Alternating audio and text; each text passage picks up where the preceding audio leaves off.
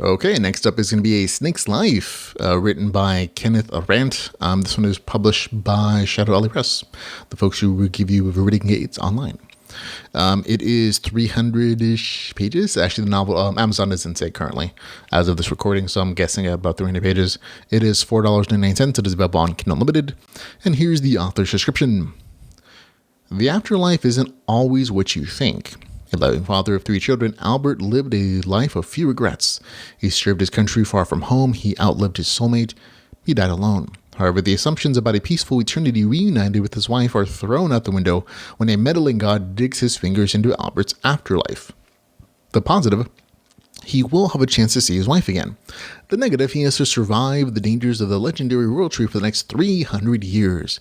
He's been reincarnated into a world full of magical evolutions, monstrous deer, sassy 10-year-old elves, and untold hidden dangers. It won't be easy, but if life has taught Albert anything, it's this. If something is worth having, it's worth fighting for, and he intends to fight for. Okay. Like a lot of the stories this week, this had a harder beginning to get through.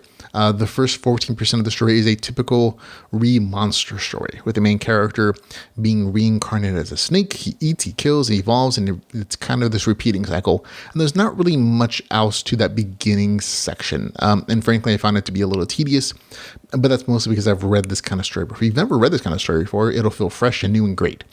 But for me, it's like I've read plenty of these monster stories before online and in other books. And that beginning section was just, I read it before. And it's not badly written or anything. It's just, eat, kill, evolve. It's a cycle. But after the 14% mark, the story becomes much more interesting. The main character finally meets somebody who he can talk to besides himself. And from then on, you get a much broader story because the entire universe in the story world opens up at that point. You learn, and this isn't spoiler, it's a novel description, that there are multiple worlds connected by this world tree. And so you kind of have this much broader world where the main character actually in this novel goes and explores. He interacts with people. He kills the heck out of a variety of monsters to evolve to his next form. And it's just kind of fun, especially the variety of worlds he can go to and the world building that's done there as he explores and interacts with these local cultures or these, mini adventures.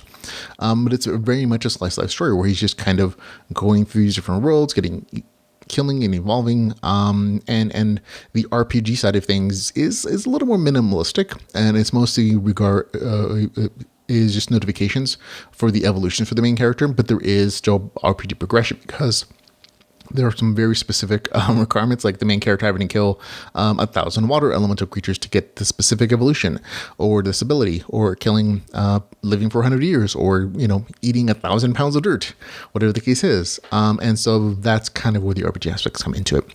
However, another interesting aspect for the story, for me at least, was the main character. He's kind of a murder hobo. He's not a full murder hobo in that he kills indiscriminately, but he's definitely like 70% murder hobo, and that he does a lot of killing to advance his goals. He doesn't have any problem killing sentient species because, again, he's a monster now. And while he doesn't kill completely indiscriminately, he's more than happy to murder somebody for hurting somebody he cares about, or for himself, or monsters, or entire groups of people. And it's all a very faithful representation of like what it would be like to become a monster, with only the memory of your former humanity kind of guiding what you're doing. So it's a very kind of different kind of story. So if you're interested in that, I definitely recommend it. Overall, it's a good story. Again, once you kind of get past that 40% mark, you find something interesting or fresh because of the different worlds you can go to. For me, it's the highest score of the episode this week. It gets a score of 7.7 out of 10. That's A Snake's Life, with a score of 7.7 out of 10.